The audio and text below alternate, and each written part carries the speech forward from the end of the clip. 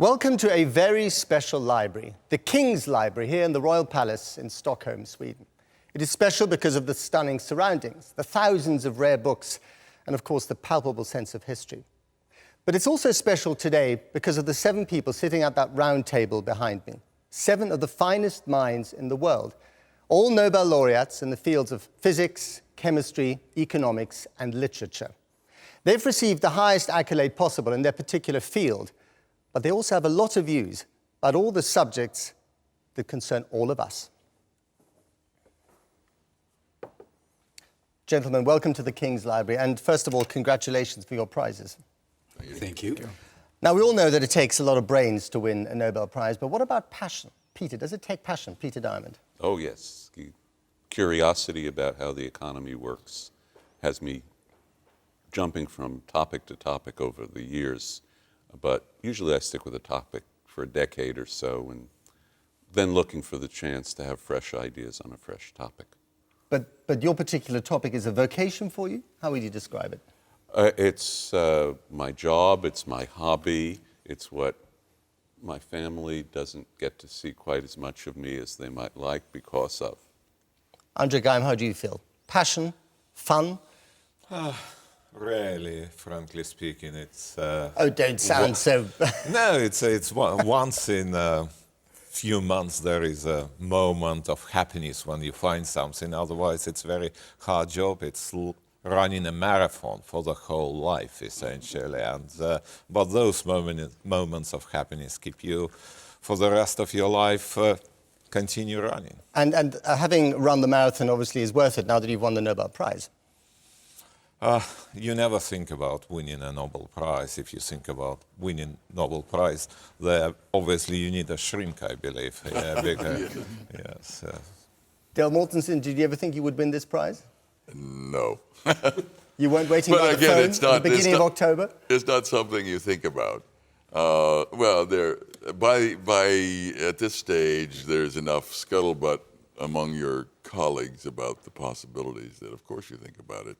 But that's much later.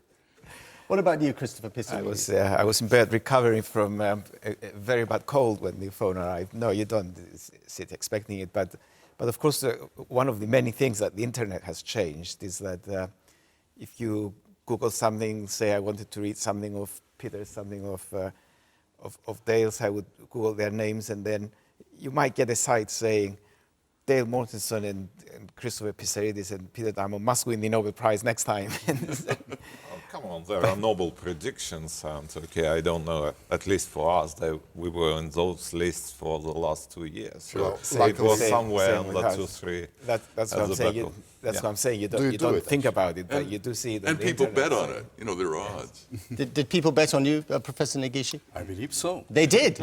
What were the odds? My views are quite a bit different. I have had this dream. All right, you're being honest about the Nobel dream. Not the objective, but a dream. The dream. You actually had a dream? For half a century. All right. And I accompanied Professor Brown here 31 years ago. Okay. And I cannot be totally oblivious. Right. Yeah. So you have dreamt of winning this prize? You have wished for it? I must confess. If I said otherwise, I will be telling a lie. Mario Vargas Llosa, in the field of literature, it must be, it's such a broad field. I mean, does any author sit there thinking that they will one day, they hope to one day win the Nobel Prize for literature? Many authors, I suppose so, but I didn't expect it at all, no. How did you find out that you won the prize? It was a big surprise, really, a very big surprise. Phone call? Did you get the phone call or did you read it somewhere? Yes, I was in New York, I was preparing a class, it was very early in the morning, 5:30, and suddenly there was a call. My wife answered, and she came to me with such an expression that I said, an accident, a tragedy in the family. She was completely changed. She gave me the phone. I heard a voice that was buried with interferences, but I understood Swedish Academy. And I said, what? And I thought immediately it's a joke. Yeah. It's a joke of one friend, and and it wasn't. Kostya Novoselov, did you think it was a joke? No, they gave them up with the thick Swedish accent immediately, so you could understand. It's not a joke. By the way, does it surprise you that it's only men around this table this year?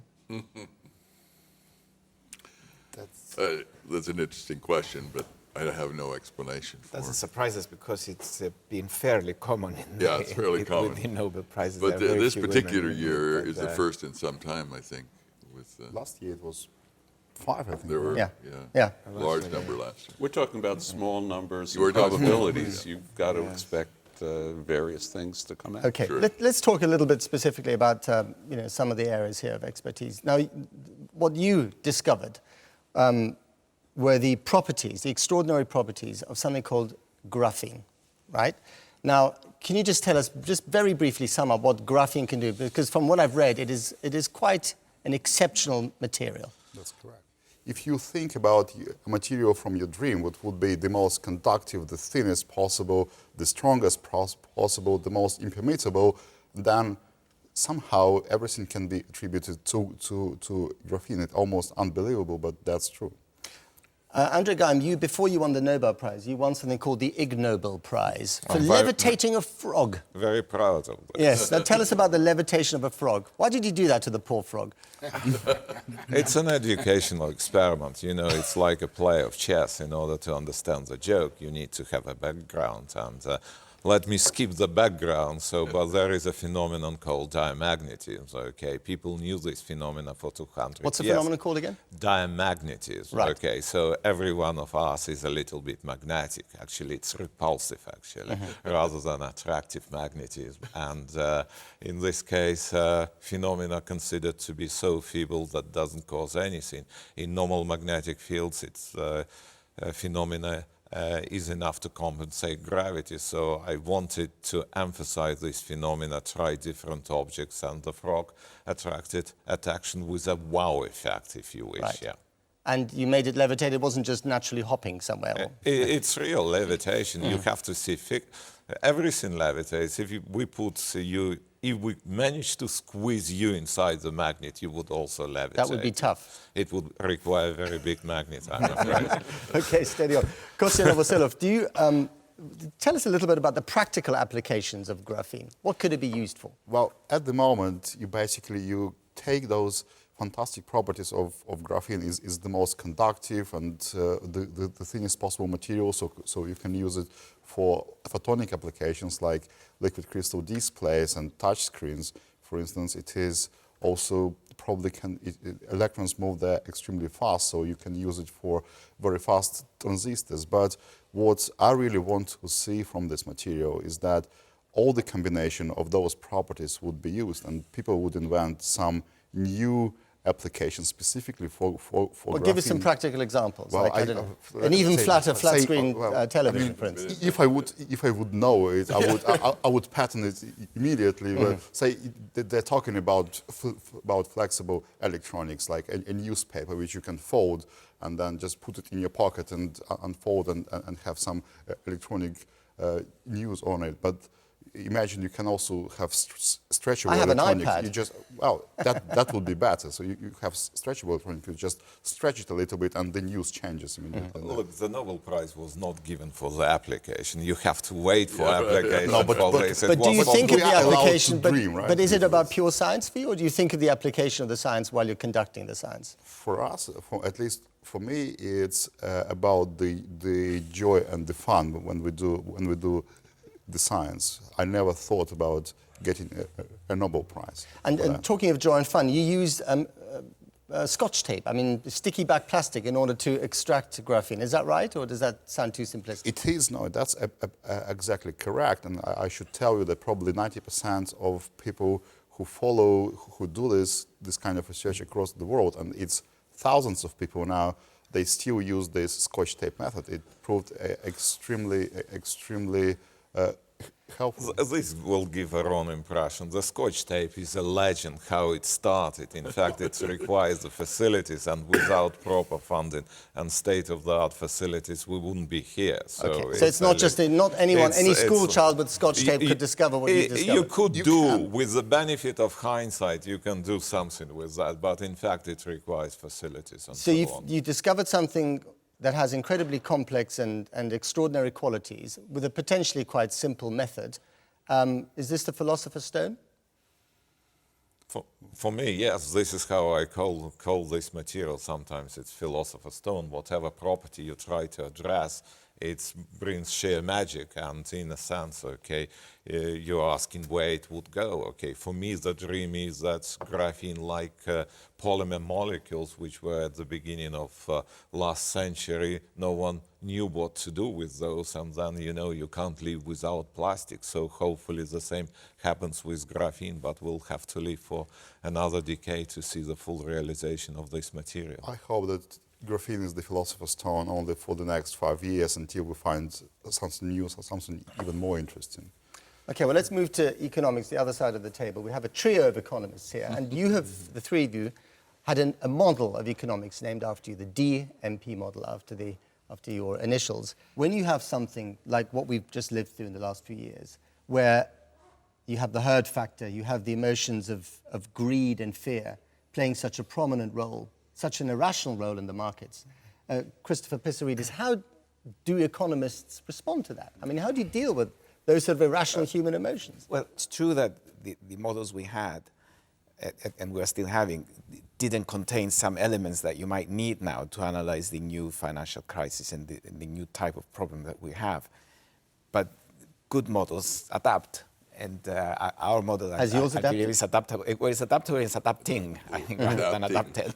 As an experimentalist, I can contribute. I always complain to theorists saying their model doesn't describe experiment, and they always claim our models are always correct. It's assumption we use that are too simple. But here's my question. It's a serious question. Have you economists done enough? Did you do enough to predict the economic crisis that we're all in now? It's in the essence of a crisis that you can predict as a danger, but you can't predict, oh, it's going to happen now. Events. And people were saying there are bubbles. Yeah. Bubbles always burst. We don't know when it will burst. And one of the reasons bubbles get to be so big is because if you guess right when it will burst, you can make a lot of money in the run-up. And you can make a lot of money by betting against what is running up, as long as you do it close to when it breaks. So these things feed back into the bubble. Mario Vargas Llosa, you won your prize for literature, of course. But one particular interesting aspect of your work is that you're a great writer, but also you became a political candidate and tried to become president of your country in 1990. That was very exceptional. I never had the vocation of being a professional politician. That was very special circumstances. So why did you make the move to try and become a politician? Because at that moment I had the impression that the very fragile democracy that we had was at the point of collapse. You know? We had guerrillas, a civil war, hyperinflation. So I thought if we keep like this, the democracy will fall down and dictators will come again. So it was in this background, in this context, that I decided to participate in professional politics. Why not leave it to others? Well, again, because special circumstances pushed me to the front line. There was an attempt of the government at that time to nationalize the whole financial system. I thought that would be a catastrophe from a political point of view and also from an economic point of view. So I was against this idea. And to my big surprise, I was supported by many, many Peruvians who thought, like myself, that this nationalization would be would have a very, very negative results in our political and economic fields. And I became, in this way, very unexpected way, a candidate.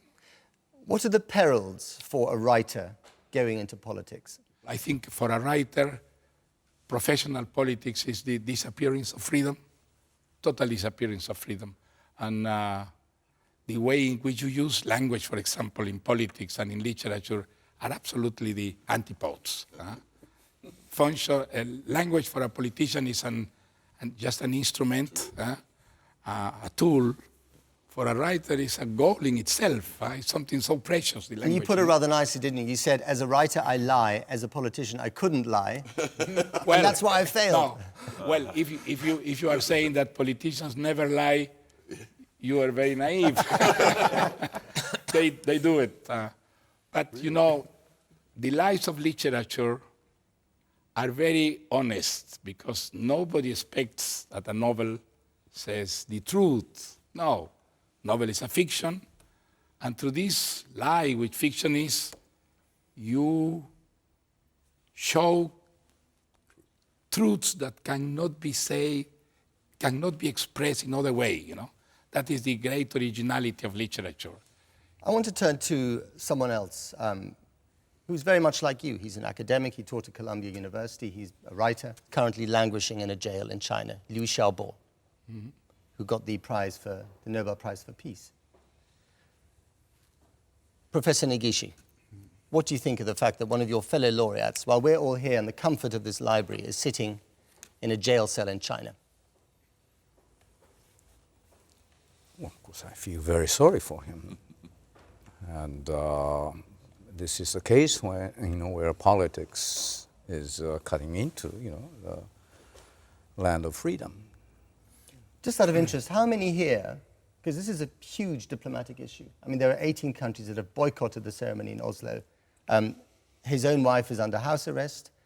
None of his family members have been allowed to leave China to pick up this prize. How many here condemn what the Chinese government is doing to Liu Xiaobo? Hands up, please. Oh, of course. Of course, everyone condemns. What issue is more complicated? Of course.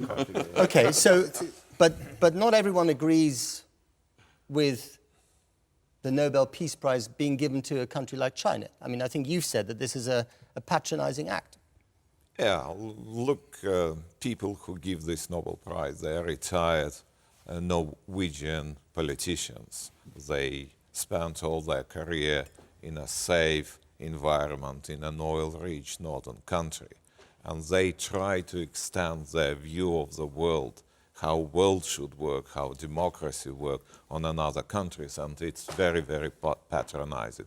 They haven't lived in those conditions. Okay, Mario. I think it was a very good choice of the Norwegian Parliament because it's a choice that remember the world that China is not only the extraordinary economic achievements that have produce enormous admiration in the world, but that also that is a very brutal dictatorship in the political field in which no criticism, no dissidence is accepted, and in which any kind of rebel attitude against the regime is punished with enormous brutality. Do you still think it's patronizing, It's of Andre course Geim? Yeah, it's patronizing, not in the sense because we immediately try to extend our values, Western values, on the countries where people, the majority of people, including China, think a little bit differently. Someone already says that you can't bring immediately a country which is in economic development of 10th, 13th century immediately to this level. You can stimulate this, but sometimes it requires very careful handling. May I disagree with you? Please, go ahead. I don't think the values of freedom, of tolerance, of right to criticize are a monopoly of Western Europe or monopoly of developed countries. Ask the Chinese people. Let's ask the Chinese people, and you will see the answer. Exactly. Because these kind of things were said about Latin America, you know? Look, well, this is not for Latin America. That's freedom, democracy. That's all right for developed countries, but poor countries, Latin America. Look, each time that a Latin American country or a third world country has been asked if he prefers to be free or live under a dictatorship, the answer has been overwhelmingly clear.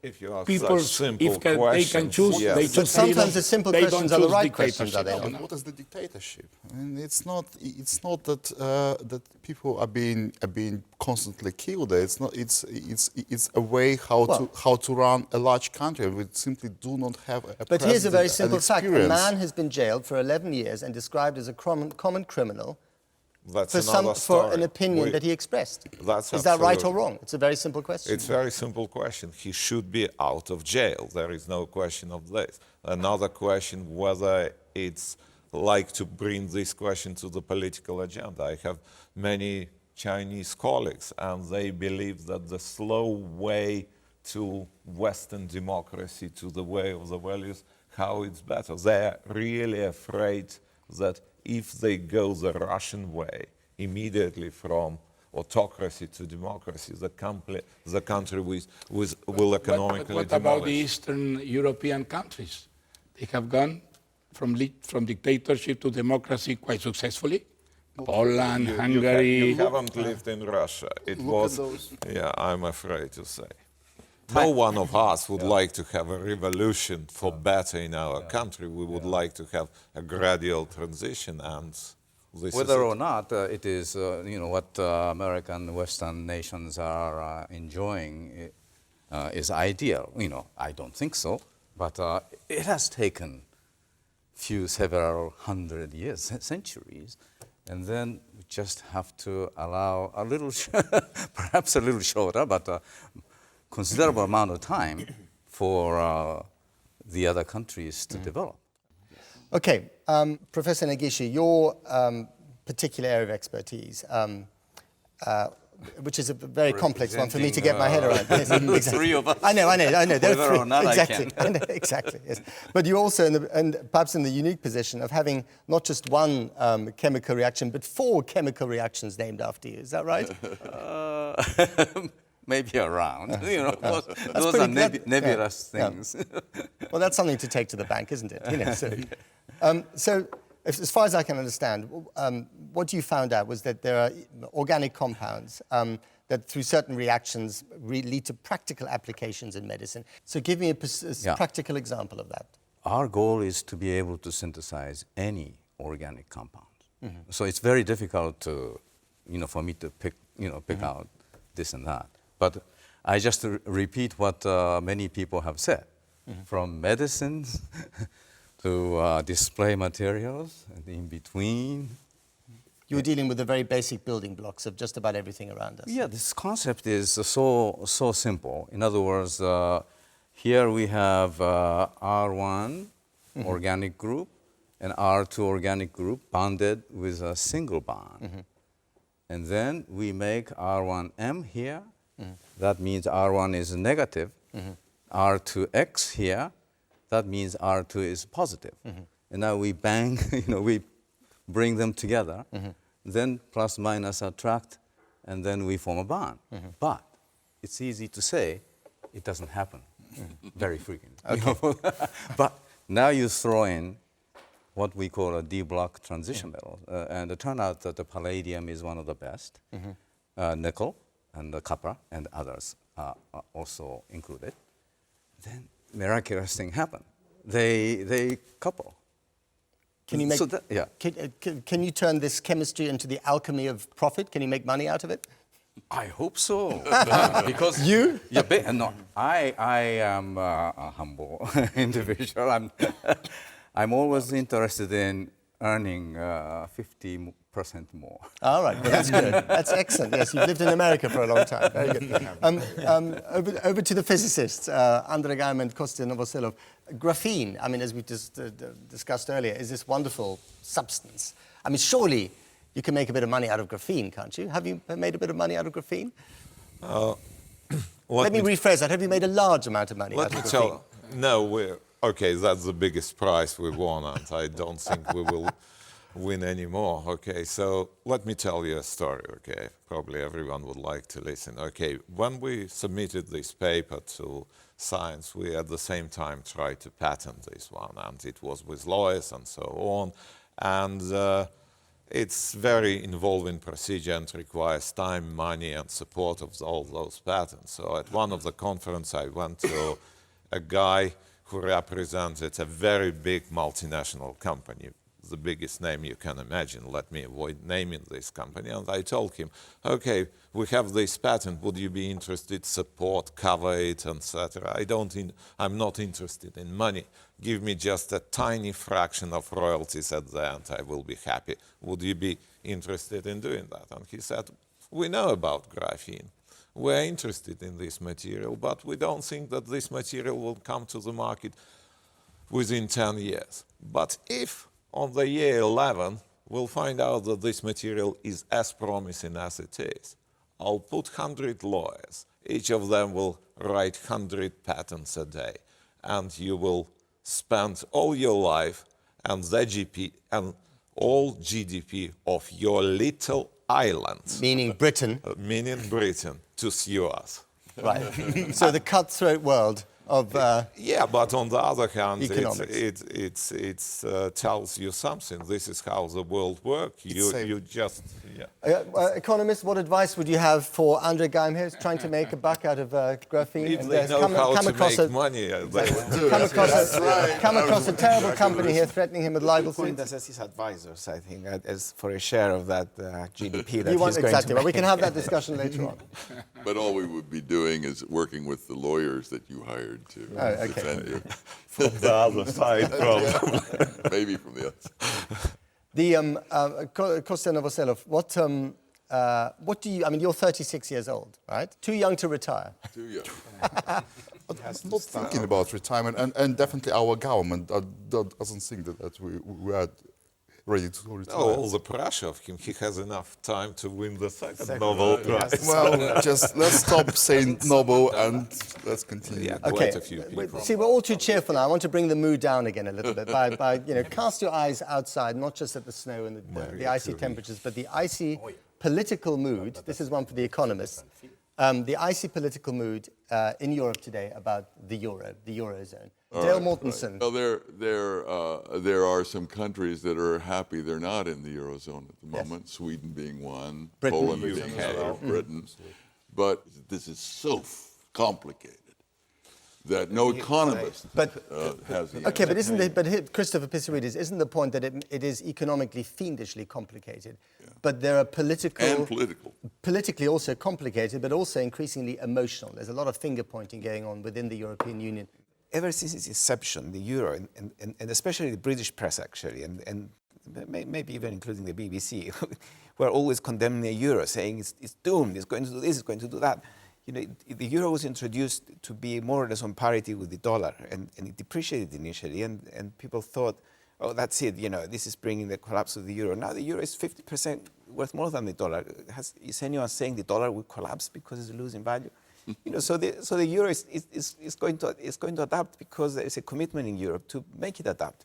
And they say Cypriot economists, I'll work for it too, again. Mario Vargas Llosa, you are also, apart from being a Peruvian citizen, a Spanish citizen. You spend a lot of time in Madrid. Yes. Spain, as we know, is going through a rough patch at the moment and has been described as the next island in terms of a bailout. When you go to Madrid and you talk to your friends there, do you feel a sense of panic about this whole European project that Spain is involved in? No, not at all. I think the great majority of the Spanish people, in spite of the crisis, think that the integration with Europe has been very, very good for Spain. That because of that, the democratic institutions in Spain are much more solid. That would be the case if Spain wouldn't be integrated to Europe. And that this thing prevails over the economic fears that the crisis has produced in Spain. Because, of course, in Spain as well, being a member of the European Union is a way of embedding democratic Spain in Europe after the experience of Franco and the dictatorship. Absolutely, absolutely. I think the case of Spain, my impression is also the case of Portugal, of Greece. For these countries, the integration to Europe has provided a kind of institutional stability that I think is very deeply appreciated by public opinion. But it's interesting, isn't it? When you look at the political debate, when you read the newspapers in the last year, surrounding the the Eurozone crisis. I mean, we had the Germans attacking the Greeks for being slovenly with their finances. You had the Greeks suddenly burning swastikas in the streets of Athens. You had the Irish pointing fingers at the Germans. You got the Germans pointing fingers at the Spaniards. Is the specter of nationalism, that is something that you are particularly passionate about. Yes. Do you see that rearing its ugly head again in Europe? Well, I never thought that the creation of Europe would be easy. The obstacles were enormous, and there were crises that were coming. That was inevitable. But I am very optimistic with the creation of Europe. I think this is changing really history for the better, and that in spite of the fact that we are facing a very, very, very serious crisis, Europe will survive, and Europe will be the only utopian worldwide project that will match utopia and freedom, utopia and democracy. No?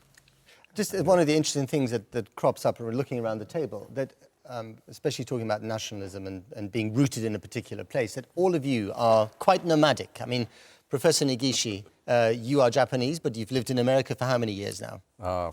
Almost 50 years. Right, almost 50 years. Born in part of China. Ah, okay, that's and, interesting. Spent a few years in Korea. So here's my question to you, first of all, but I want to put this to some of you as well. This sort of mobility, being a global citizen, being born in one country but living in another, is that almost a prerequisite for the kind of brilliant science that you've been able to produce, or just a byproduct? I don't think so, but I feel to some extent that it's been advantageous as far as I'm concerned. What about you, Andrei Geim? Yeah, I moved. Russian living in Manchester. Ethnic German, born in Russia, Dutch citizen living in UK. I don't think that it's important. That's to confusing. Well, not in my mind. I don't have schizophrenia or anything like that due to different nationalities. But it's not important to move between countries. What is important when you move from one country to another country, you move to another lab, to another environment. And this changing from one subject to another subject, forced in this way of movements, it's very important for science. It's very important not to dig the same field from your scientific cradle to your scientific coffin. Mario Vargas Llosa, you were born in Peru. You are, as I said, a Spanish citizen as well. You spent time in New York, in Washington. You've lived just about everywhere. For a writer, is it difficult to be a global citizen but to be rooted at the same time, or is that actually, not at all, does it come not at natural? all. On the contrary, I think literature has been always transnational. Transnational. Yeah. Always, always. That's the reason why Shakespeare is not only a British writer, it's a universal, is the same with Tolstoy, with Cervantes. All great writers are patrimony of humanity, not a particular country. Even the attachment to one language is very relative in literature, because if a literary masterwork cannot be translated in different languages, it's not a masterwork. You know? Literature appeals to humanity, to the human condition, and I think literature is an extraordinary weapon to find the kind of prejudice that is behind nationalistic ideologies. As an economist, Peter Diamond, do you agree with that? I come from a country that is basically a country of immigrants. There were Native Americans, but they were immigrants about 10,000 years ago. And it's a country that's been built by immigrants. It's unfortunate when, for political interactions, we forget that. We focus on some of the harm and forget all the good that immigration does. I teach at MIT, where we have a huge number of foreign students, and we love it when they come and stay, because that brings to the U.S. vitality, entrepreneurial spirit. Because the kind of people who move around are the kind of people who have that kind of search for doing good things, interesting things. And so you ask, do you have to move around to be successful? I put it the other way around. The kind of people who move around have the traits for being successful. Because they're seekers. They have to Because adapt. they're seekers, yes. They're flexible. Okay, let's try and solve the problems of the world. You're the perfect crowd to do that. Mario Vargas Llosa. Yes. What is the big challenge that we face as far as In you're our concerned? times, Yes. I think it's the gap between the extraordinary progress of the scientific knowledge and technological knowledge and what I would call moral values. In this aspect, I think we are going backwards. There is such a confusion about morals, about hierarchies, and I think this gap is something that can produce in the near future catastrophes. So for me, this is the major challenge that we face in our times. Confusion about hierarchies. Just explain that briefly. What do you mean by that? Well, look what is happening in the arts and in the humanities. It's very difficult to know today what is beautiful and what is ugly. And it's not a minor thing, This kind of confusion, I think, it's happening for the first time, and the responsibility, I think, it's in many cases of the artists themselves, but also because this collapse of the idea of hierarchies in humanities, in artistic matters, and behind this, the collapse, I think, is the moral collapse. Dale Mortensen, are you optimistic about the century that we're living in? I see that we have many problems that none of us have even brought up. Climate change, and it'd be interesting to know what our views are on that. Would that be your biggest challenge? Again, that's one of the challenges. I think I just throw it on the table because we haven't yet discussed it. The problem there is that from some people's point of view, science hasn't given the answer. And the issue is, can it? And then from the other side, what are the political responses going to be? Because that is a collective global issue. There's no country that can deal with this problem in any sense by themselves. Okay, well, let me pick up that point. Professor Negishi, has science not given the answer yet to climate change? No, but I think it's going to be the scientists, and I hope it's going to be a bunch of chemists who provide the correct answers. Do you have any idea what that correct answer might be at the moment? I think I do. Right, let's hear it. Okay, so I think some of the major problems that I can think of today, well, in addition to climate change, we have food shortage problems all over the world. And then energy issues that can trigger ugly wars and so on. All these are organic chemical problems. And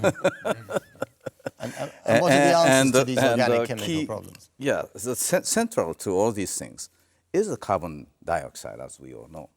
But the world should learn that the carbon dioxide was a major source of organic compound, all these things. And so give us a very practical example of how... it should never be viewed as something to be hated. Right. So you're saying that we should recycle it in order to create energy. For eternal sustainability, the only way is to use it, recycle it, and use it over and over and over again. Andre Geim, you have some strong views on climate change and how to deal with it.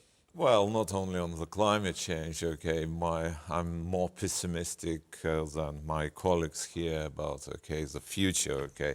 It reminds me, these days reminds me of the days of the Roman Empire, when the mob... The Roman Empire. Yeah, when the mob came out of the streets, bread and circuses, okay. Scientists have to provide bread. We're providing now a circus, but basically... Yeah, a circus, yeah. So, yeah, basically, okay, some issues which are more important are completely ignored, and some issues which are populistic bring to the table, and this climate change issue, I'm not skeptic. There is climate change, it has to be dealt and everything else. But why even on this table we do not discuss the reason for this issue, and it's overpopulation of the planet. Politicians touch this problem would be suicidal. Imagine your president would touch the issue of overpopulation. Can the planet, the small planet, sustain 10 billion people? Obviously not. We can reduce our consumption by 50%, but that's the origin of climate change. And even learning societies are very careful, too politically correct to address this issue. Christopher Pissarides, can this planet cope with more and more people? That's exactly what I was going to say. That when I hear other people talking about the problems, I think yes, they're serious problems. But I always come back to this same issue that medical advances and economic advances are creating overpopulation. We don't know how to cope with it. Each country maybe playing up with nationalism encourages its own population.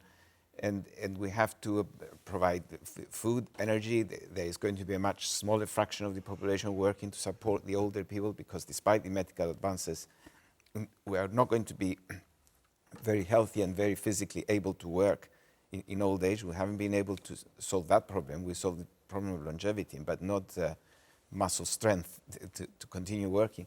But does population adapt to the changing circumstances of jobs available, of retirement, all these things?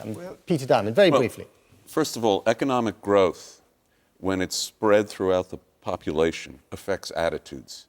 We see all this negative and frightening things because we had the crisis, and before that because we've had growing inequality, so there are large swaths of the American public that aren't experiencing economic growth.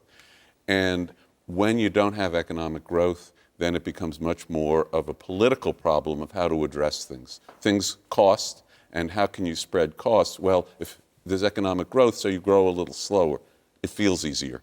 If you're not getting growth, we're taking things away from you. The politics are very difficult and very unpleasant. Okay, well, we're coming close to the end of our discussion. I want to return to the reason why you're all here, and that's the Nobel Prize. Has it changed your life in any way, getting this prize? Very Mario much. Vargas Llosa. Yes. It has? A lot. How? Yes. Well, the kind of exposure that you have because of the Nobel Prize is enormous. In my case, you were a very well-known writer beforehand. Yeah, but the invasion of my privacy that I have had in these last weeks, was something that I never expected. It's something that has produced a real revolution in my life. Yeah. Okay, well, let's ask you, for instance. Kostya, what do you think? I mean, it certainly changed. I had to spend a couple of hours every day fighting those changes to bring my life back to normal, and then have my normal day, or even more time. Come on, I mean, you just got a prize. I mean, we're all going to go away in a few weeks' time. Well, no, this week we're not going to be pestering you forever. This week is definitely is enjoyable, but the prize is hanging above you forever, and the question is hanging above you forever. How you cope with this, and I hope I will cope well, and hope to forget about it. Andrea Geim, do you take an equally cheerful view of the Nobel Prize? As everything else, yeah. No, yes, we come to you for okay.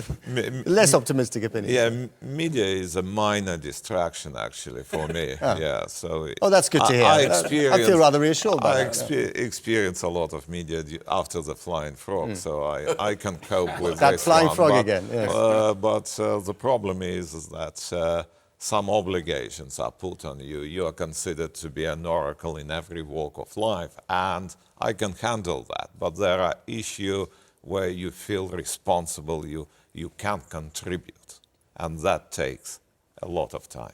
Professor Negishi, you were perhaps the only one around the table who was upfront and honest about the fact that you were really dreaming of getting this prize. Yes. So presumably your life is just a bed of roses at the moment. It has instantly changed, of course, my lifestyle. And I'm glad that I'm as old as I am. I have lived just about 3/4 of a century. As I listen to you have more spare time. But I would like to devote the rest of my life to do something along the line of what we have discussed. Dale Mortensen, how has it changed your life, the Nobel Prize? I have 3 major ongoing projects, all with co-authors. None of them have heard from me in 2 months. Right, so you're neglecting your day job. I'm neglecting my day job. And although I'm also at not quite, but close to 3/4 of a century, I still have aspirations to contribute scientifically and would like to get back to that. Christopher Pissarides, does getting the prize make you rest on your laurels, or do you want to do more? No, you want to do more, but what the others have said, that people now are listening to you more, so you change the things you do, and I think it's still, you can still contribute possibly more. You can use the prize to contribute more to society, to economics. I mean, you know, most of the work we did for the prize, it was work in our offices, are isolated, possibly with a quarter. Now you are more in the public domain, but you can contribute. And I'm not complaining. I'm saying that I'm enjoying it. It was a good thing to happen to me, but I can now switch to the comparative advantage that we've gained by having this prize, which is Peter Diamond, you get the final word here.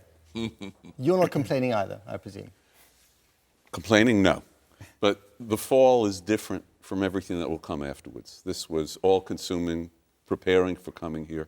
Particularly difficult for me because I stopped working in the field that was recognized 15 years ago, and I had to catch up what's been happening to make sense here when I came to talk. I think there will take serious thought as to how to construct life after the chaos of the fall. Very nice chaos, but it was chaos.